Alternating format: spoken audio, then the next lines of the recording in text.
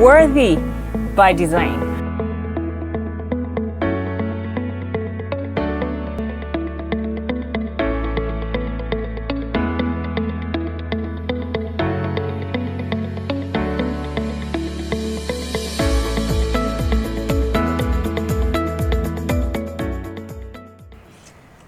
The primary role of women as caregivers to their kids leave them in a precarious situation whenever any of the kids is injured or in any form of danger that could lead to death. Now, the mental health concerns soon kick in because there's the tendency to feel responsible for whatever may have befallen the child. What then can be done to avert such negative occurrences? Hello, thanks for joining us on today's edition of Worthy by Design, brought to you by Advent Cable Network Nigeria, ACNNTV. On this show, we focus on the journey from girlhood to womanhood and everything in between. I am Iberi James. Welcome.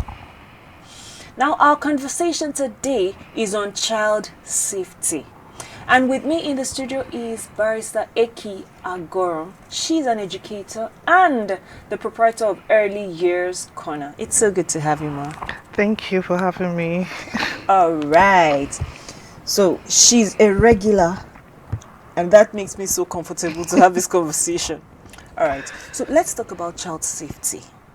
You know, in recent times, we've heard a lot, you know, from children drowning in swimming pools, to children having accidents at home and in school, children dying at playgrounds. Different things have happened. And these situations are becoming one too many. What should we say child safety is all about? All right. First and foremost, when looking at the topic of child safety, we want to know what a child is and what it is to be safe. Okay.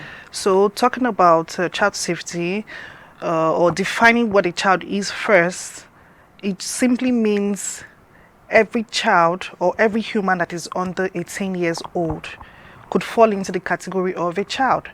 Then another definition of a child in the dictionary says senseless, a senseless being. But I don't like to use that because, you know, everybody came into the world as a tabula rasa, and, you know, as we upload. Yes, you know, as we begin to upload into that tabula rasa, they begin to build their sense.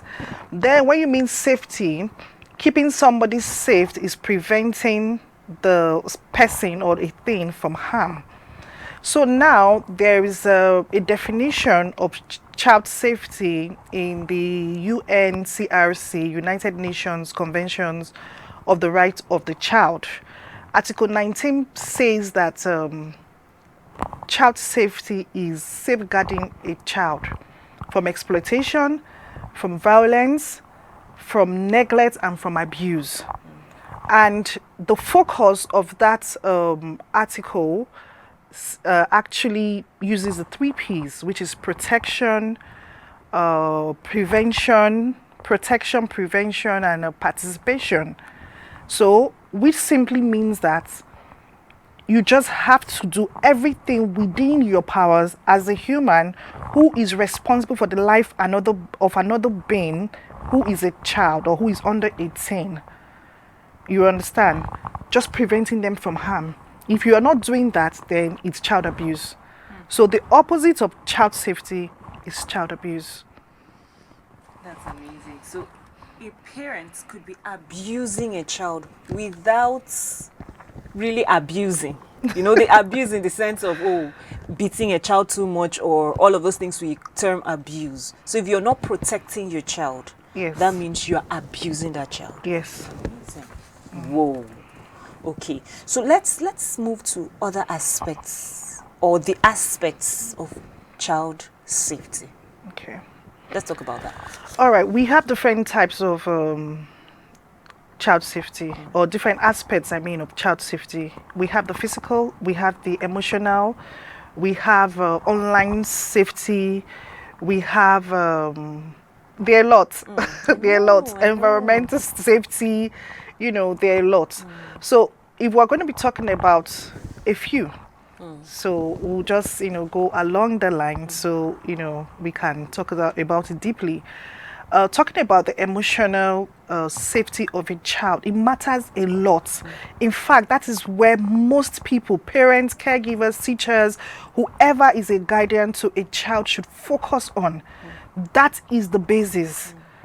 And I even want to say most parents should actually focus on it, because the home is the primary place where the child gets educated, or where the child is safe first before the child is taken outside of the home to the school. So you do not leave that responsibility to anybody. You are your child's first role model. The family unit is the first place that the child knows. So whatever the child picks up from there, it's going to be very important. And whatever is done to the child there is important. So now emotional safety is actually when you protect the child's mental well-being. You need to give the child's accolades, like, praise the child when the child does something right. You need to affirm that child. You need to let the child know that the way they think or the way they behave is valid. Then you need to provide security for the child, like putting a roof over the child's head, giving the child education. There's also educational safety anyways on its own, and giving the child food and water to drink. When all that is given to the child, emotionally the child will be balanced.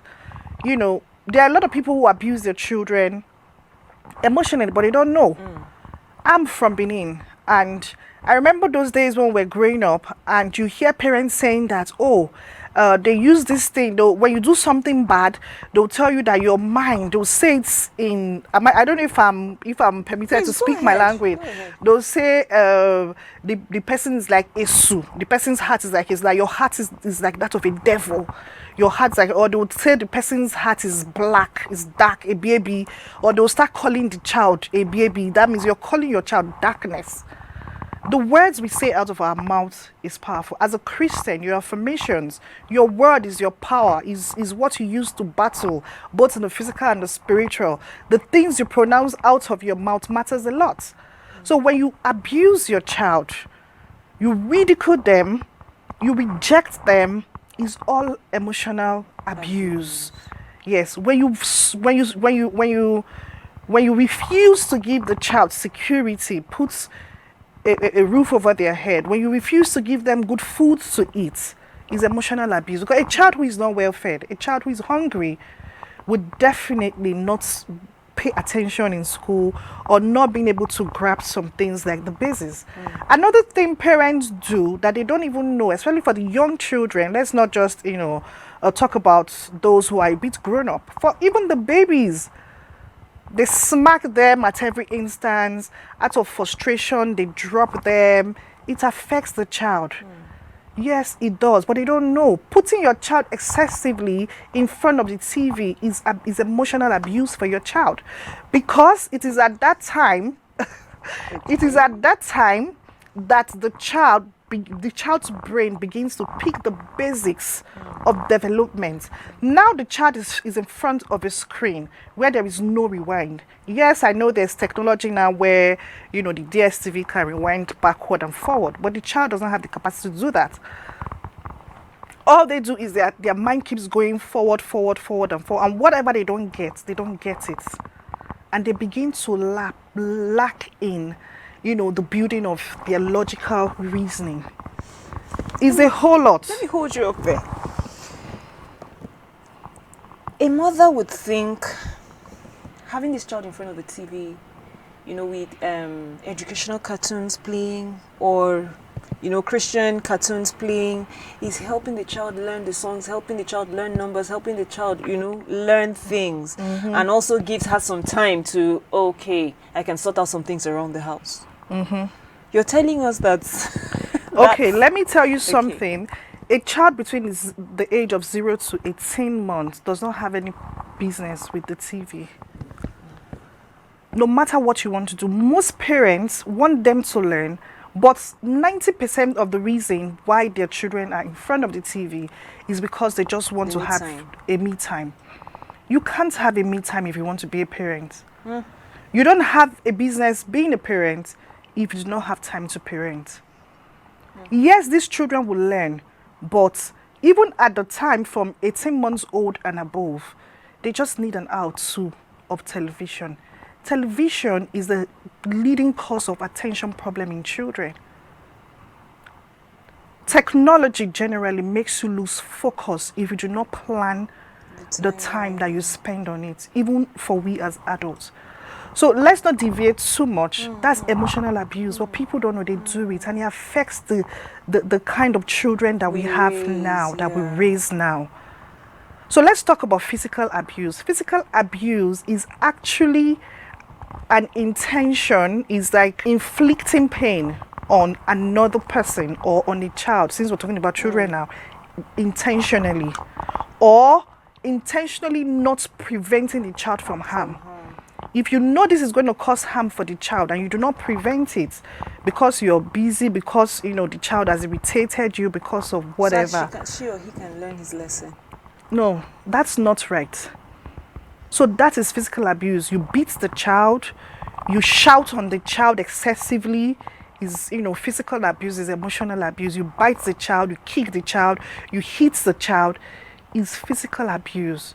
You begin to find bruises on the body of those children. What have they done?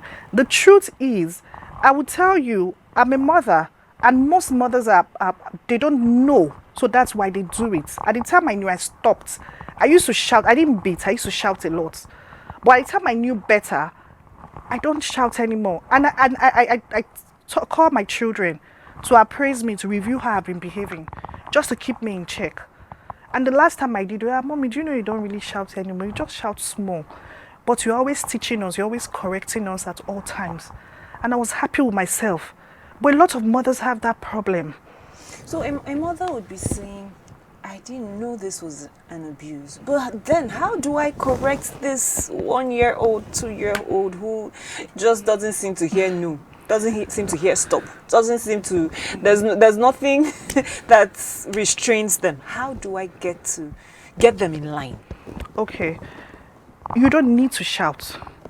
When you shout, they get you just condition their brain to take correction when they hear shouting. That's what you've succeeded in doing. If anyone has been doing it, they should stop. And the children will get used to that calmness when you talk. Because most of the time, it's only when I shout they hear me, because you've conditioned their mind to shout. Like my dogs, when they see me in the kitchen in the evening, anytime past 8 p.m, they start to bark. That means bring my food. So that is the same thing you've succeeded in doing to your children. You've put them in that place of abuse. That's what they are now used to. That's why you see parents, children of parents who fight themselves also go out and fight and become aggressive. So children who experience physical abuse on a daily basis, a lot of children do, a lot of parents do this and they don't know. They also are aggressive and they also shout at others. So, but someone would say, spare the rod and spoil the child. I'm only correcting this child. It's not physical abuse. I'm keeping them in check, right? It's part of their safety. Yes. So how do we place these things side by side? Okay, you connect to correct. There's a book that is even called Connect to Correct. It's by a Nigerian author. You connect to the child to correct. You lay down principles. For younger children that you cannot lay down principles, you continue to use your words and talk calmly and use consequences and not punishments. Consequences. Yes. Okay. Punishment is physical abuse. Is when you inflict pains in a child physically. But consequences are mostly agreed with children. If you do this is what is going to happen. If you do this, I'm going to take away your TV time. If you do this, we're not going swimming this weekend. If you do this, we're not going to be having this. When we're on the table eating, you cannot use any device. You cannot be watching TV and be eating at the same time. When all these consequences are laid down, the children would they might, because a child is a child. The place of their brain where they're operating from is not where you're operating from. It's called the limbic something. I'm not a doctor, but it's now divided. That limbic whatever is divided into three. So now the child is operating from the lowest part of their brain, and the reasoning faculty of every human is the last place to develop, and it takes up to 0 to 28 years to develop. It has come down a bit from the recent research to 24. That lowest part of the brain is just about give me what I want and let me do what I want. So now as the guardian, you are the one who is supposed to keep them in that safe angle, because you're operating from the middle and the high. It's called, the high is called the amygdala, from the middle to the high. It's called the amygdala. So that's where you're operating from. It has to do with your emotions. It has to do with your creativity. It has to do with your logical reasoning. Most of these children are not there. Technology has helped us, and it has also destroyed a lot of things as well. So at the time you begin to say, don't do this, don't you know you're not supposed to do this? How will the child know, for crying out loud? The child is a child. And let the child be. You can correct, but you need to connect with that person. Even you as an adult, if somebody walks in here and starts to shout to correct you, sorry, you're not going to find it funny. The next thing you're going to, the next mood you will get into is the flight, freeze, and fight mode. You want to defend yourself, and that's what happens to our children. They grow to a certain level and they want to start fighting back. So physical abuse is part of the abuse. We have the environmental abuse, we have the online abuse as well. Okay, so we'll come back to that. We'll go on a very short break. Remember, you have to connect to correct. I really love that. See you right after this break.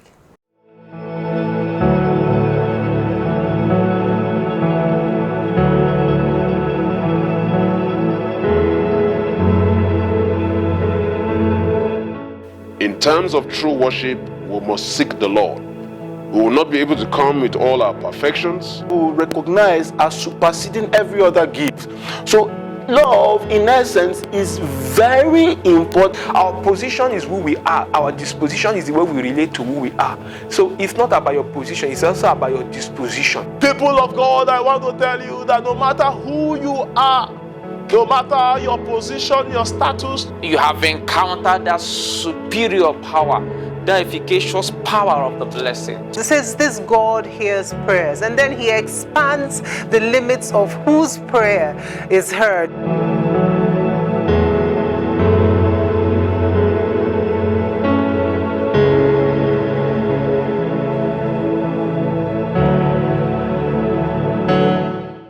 Worthy by design. Welcome back. Before we went on that break, we had talked about the different aspects of child safety.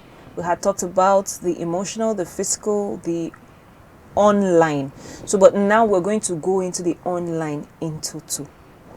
Right. So, online safety. What does that entail? Okay, some people will say online, some people will say internet safety. Okay. So any means in which you use a gadget or any form of technology to connect to other people is actually via the internet. So we can call it any of those. For internet safety, you need to teach these children a lot, a whole lot, because even we, the adults, were adding to the problems. How so? We don't want our children to see a lot of things online. And our children use the same IP address or the same internet with us. And some parents watch porn. Some parents, watch all sorts with that same IP address. Have you noticed that whenever you try to go to Jumia to buy something or go to Amazon to buy something and you don't buy it, or maybe you buy it, previously when you open your phone or go to the internet, those things start to pop up. They'll send suggestions. Yeah, they'll start to send you suggestions. So when your children pick up their gadgets and go online, those things will still pop up because it's the same IP address.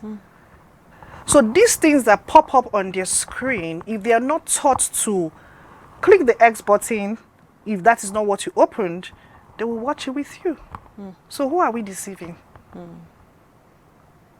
So we need to start putting safety measures, like first and foremost, telling them to use YouTube Kids, Kiddo by Google for their search engines.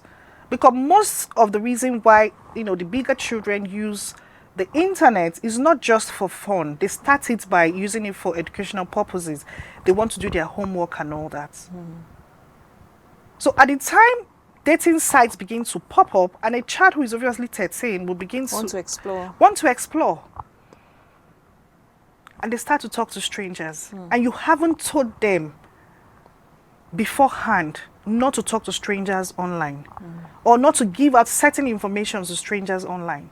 You saw one that was going on Instagram. The guy traveled from one place, whether Scotland or Glasgow, and went to London to go and see a 13 or a 12 years old girl for her birthday. Somebody you do not know. You don't have any blood relationship with her. You're not family friends with the parents. You traveled all the way and say you just want to wish her a happy birthday. Is it your duty? It's not. So we need to teach our children, do not share sensitive information like your real name. You need to use is it a pet's name or whatever name online.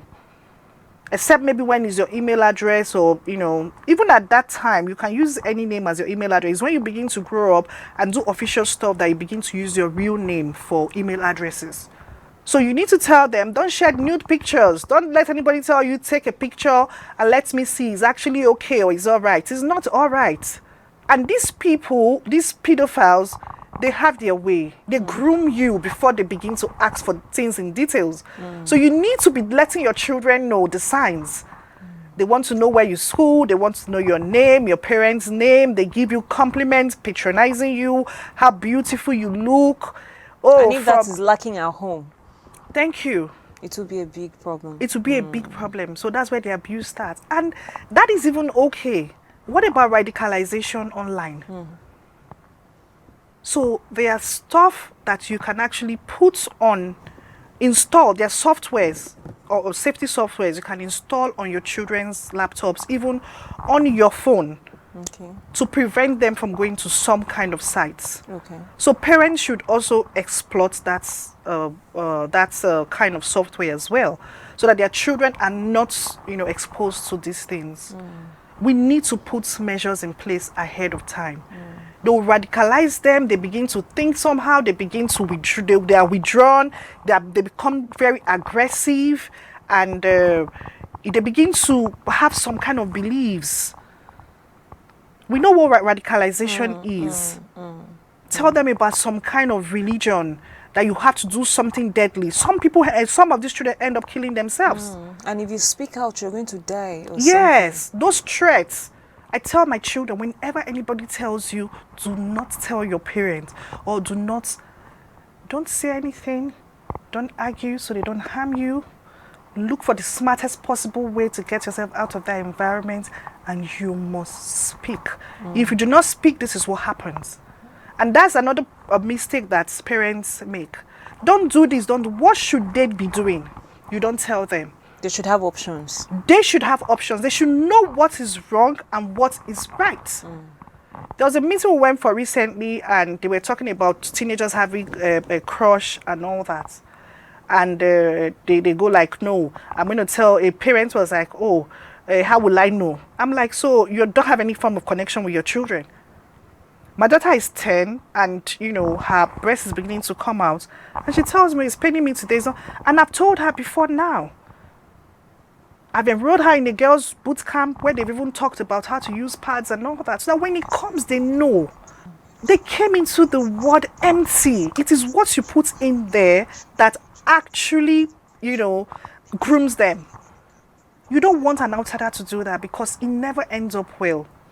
Let's say 95% of the cases do not end up well, especially in this internet age. These Gen Zers, the way they reason. And I keep telling them there's no Gen Z kind of heaven. There's one kind of heaven for everybody. Right. Yes, there is no Gen Z kind of heaven. Or they'll tell, people will say, oh, that's how men had. There's no separate heaven, there's no separate hell for the men. So the principles should be clear. The principles should always be clear. So that's for the online abuse or online safety. Okay, so let me hold you up there.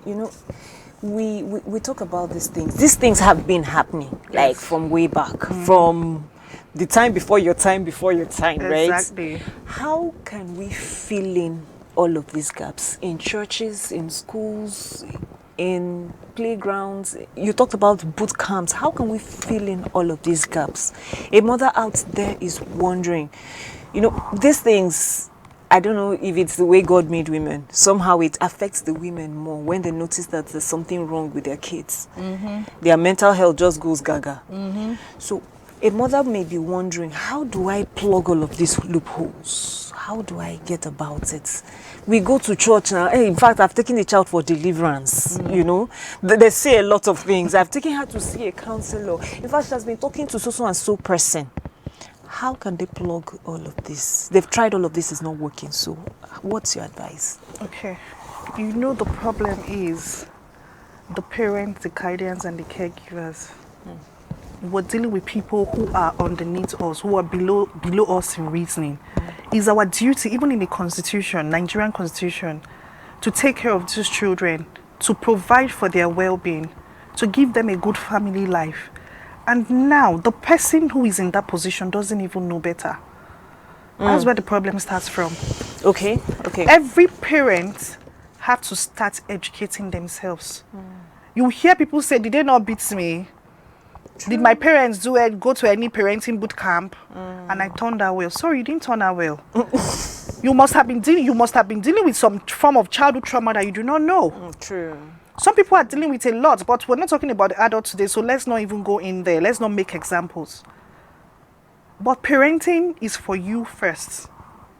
It's for you before the child. So you need to start educating yourself, reading books, attending seminars, attending gatherings that has to do with parental advice. Come down from your high horse. Exactly. You need to come down from your high horse. That is it. Then you need to start going to parenting sessions in church, not about prayers.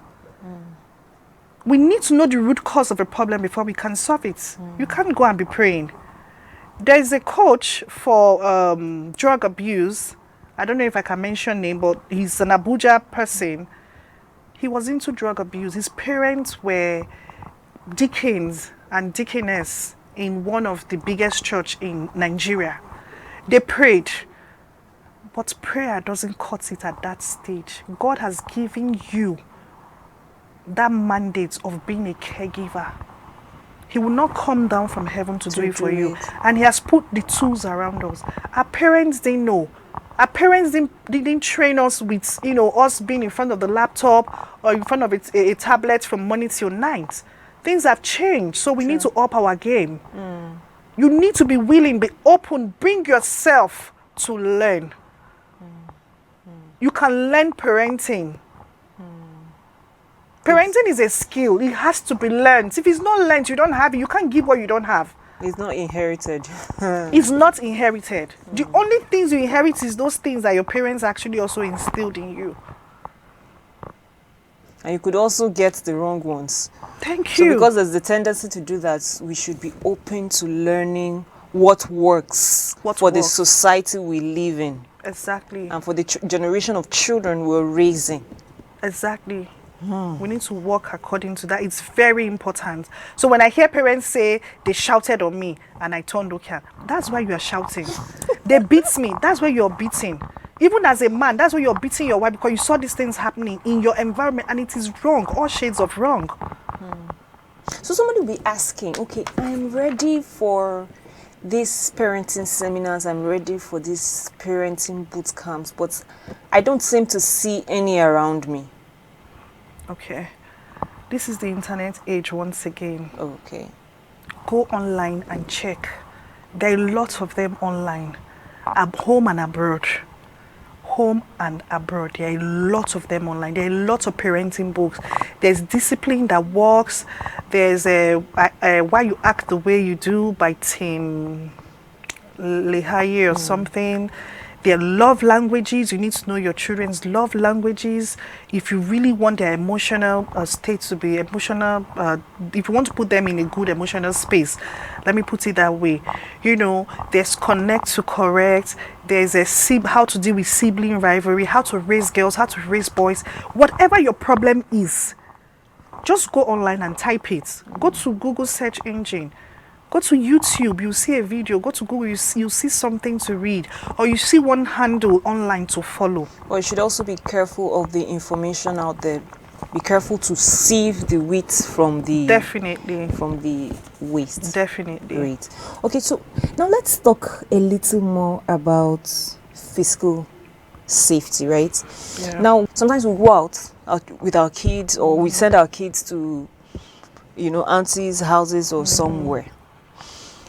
Is it appropriate to give somebody's child whatever you are eating without the parents' consent? Bearing in mind that a child could be allergic to something. True. But, you know, we are all eating it and there's nothing wrong, right? So how do we handle, maybe I should put it under the cover of food safety. Especially with a child who is not yours, how do we handle those things? Or you're eating and, you know, you take from your spoon and give to somebody's child. Are those things that should be tolerated? Not or are at they all. things we should correct? We shouldn't tolerate such things. Even your house help feeding your child and blowing the food is wrong. They can actually pass on, pathogens or bacteria or microorganisms into that food, and if it's contaminated, it goes into the child. Why feed a child that is not yours without the consent of the parents? Like you said, the child could, you know, be allergic to something. Some children are allergic to things like banana, like milk, different kinds of food. And you're eating such, and that child wants it. Because the child is not old enough to know what is good for them, you as the adult should actually say to the child, let's take permission from mommy. Let's take permission from daddy. Or who brought you here? Because, you know, children, when they see whatever is pleasing to them, they just want to have it. It's not their fault. It's still the level of their reasoning. So you as the adult has that responsibility to go and ask, who brought this child here? If I can feed the child, and please don't share your cutleries with the children. There's things called hepatitis B or hepatitis C or whatever. It can be transmitted through cutleries. Okay. So even the way the food is handled should also matter. And we parents, where are the places we take our children to? My children don't do sleepovers anywhere, except with their cousins.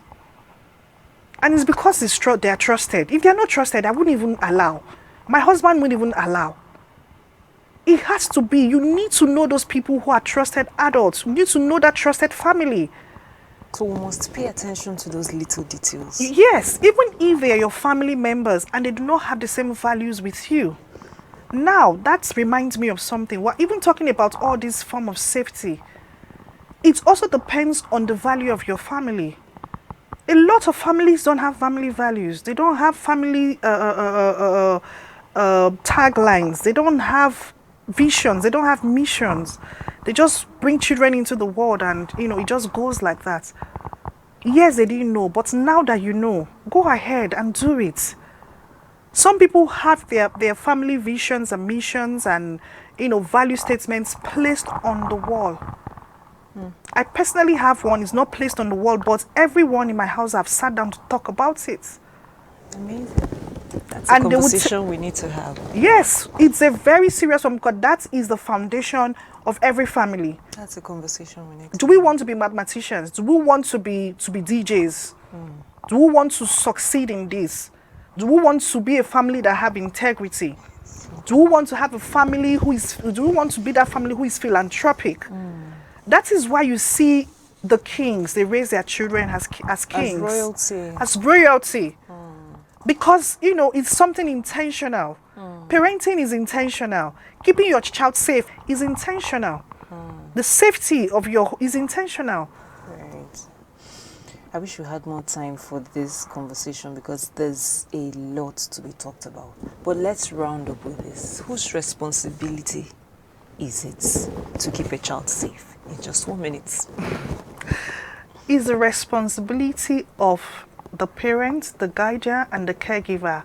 It depends on where the child finds him or herself. In the home is the parent or the guardian. Some children are in the orphanage home, so it's the responsibility of the guardian. It's even in the Nigerian constitution. Okay. You are obligated to care for your child. Give them good education, good family life, and their emotional stability, everything. It depends on those sets of people for every child under the age of 18. And I remember while growing up, we used to hear that raising a child is the responsibility of the whole community. Yeah. So I'll just add to that by saying that everyone who sees a child who could, and it's possible that that child may be in any form of danger if you don't take action, by all means, it is your responsibility to prevent that child From harm. Yeah. You shouldn't look the other way because the child is not yours. Yes. I can't forget this thing you said, connect to correct. So I am ending with that. To every parent, every caregiver, every uncle, every auntie, everyone who has the best interests of children at heart, please connect to correct. Someone once said that safety doesn't happen by accident. It goes without saying that you must be intentional about the safety of that little child around you. It will be very heartbreaking to see anything happen to that little child. Whether you're an auntie, whether you're an uncle, or whoever you are, please take it very seriously. All right, so I'll say a very big thank you to our beautiful guests. You have done amazing. I know there's so much more to be said, but let's draw the curtain on this conversation for now. You'll come again, will you? You'll come again, will you? Okay, I will. Yes. She's agreed that she would come again. Okay, so this is where we'll draw the curtain on this segment of the conversation. Please do stay with us. There's still plenty more to come. See you soon.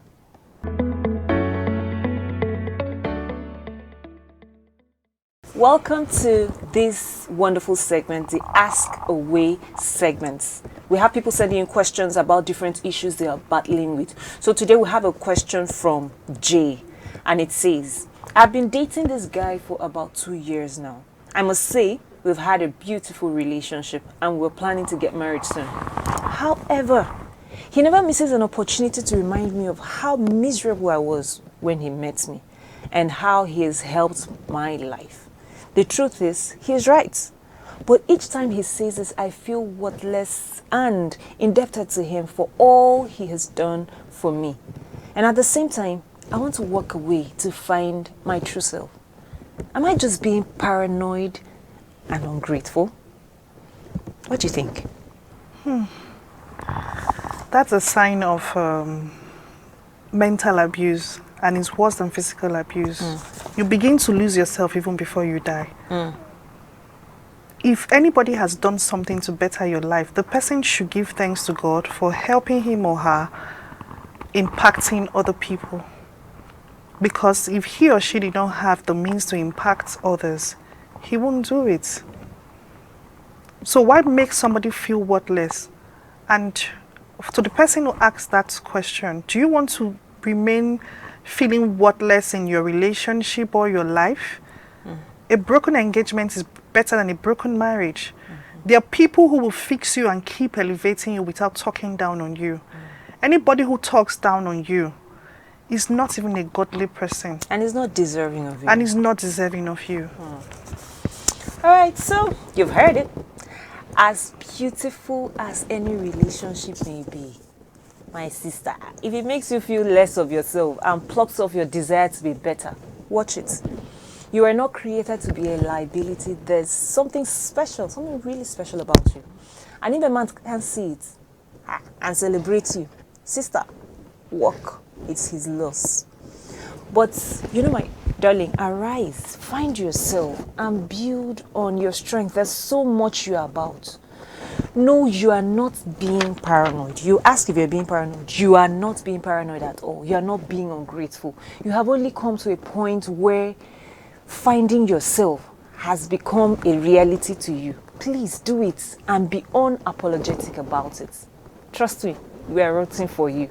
And we'll see you when you discover yourself. That's all for the Ask Away segment. We hope to get more questions from you next week and get answers from beautiful guests like Barrister Eki Agaro. Thank you.